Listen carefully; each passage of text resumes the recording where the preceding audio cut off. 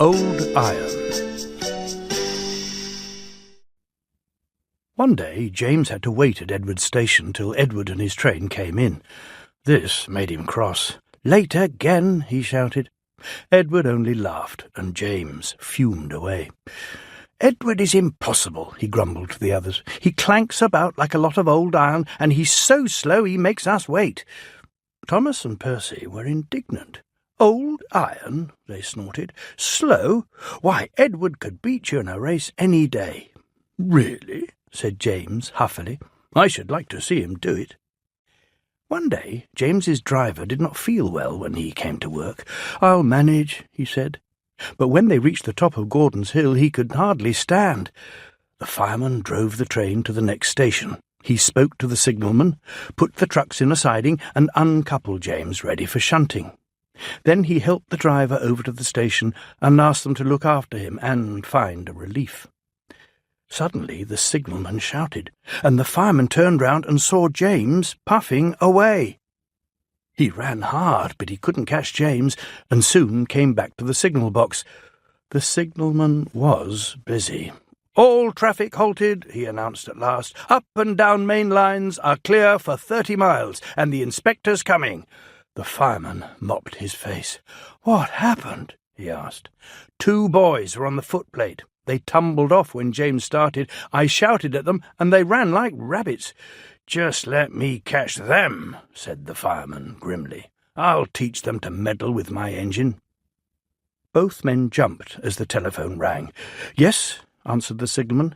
"He's here." "Right, I'll tell him." "The inspector's coming at once in Edward. He wants a shunter's pole and a coil of wire rope." "What for?" wondered the fireman. "Search me, but you better get them quickly." The fireman was ready and waiting when Edward arrived. The inspector saw the pole and rope. "Good man," he said. "Jump in." We'll catch him, puffed Edward, crossing to the up line in pursuit. James was laughing as he left the yard. What a lark, he chuckled to himself. Presently he missed his driver's hand on the regulator, and then he realized there was no one in his cab. "What shall I do?" he wailed. "I can't stop. Help! Help!" We're coming. Edward was panting up behind with every ounce of steam he had. With a great effort he caught up and crept alongside, slowly gaining till his smoke box was level with James's buffer beam. "Steady, Edward!"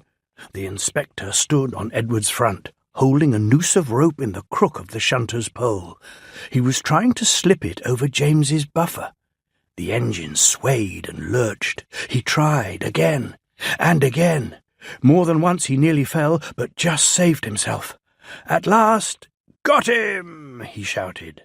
He pulled the noose tight and came back to the cab safely. Gently braking so as not to snap the rope, Edward's driver checked the engine speed, and James's fireman scrambled across and took control. The engines puffed back side by side. "So the old iron caught you after all," chuckled Edward. "I'm sorry," whispered James. "Thank you for saving me." "That's all right. You were splendid, Edward." The fat controller was waiting and thanking the men warmly. "A fine piece of work," he said. "James, you can rest, then take your train. I'm proud of you, Edward. You shall go to the works and have your worn parts mended." "Oh, thank you, sir," said Edward happily. "It'll be lovely not to clank." The two naughty boys were soon caught by the police, and their fathers walloped them soundly. They were also forbidden to watch trains till they could be trusted. James's driver soon got well in hospital and is now back to work. James missed him very much, but he missed Edward more, and you will be glad to know that when Edward came home the other day, James and all the other engines gave him a tremendous welcome. The fat controller thinks he will be deaf for weeks.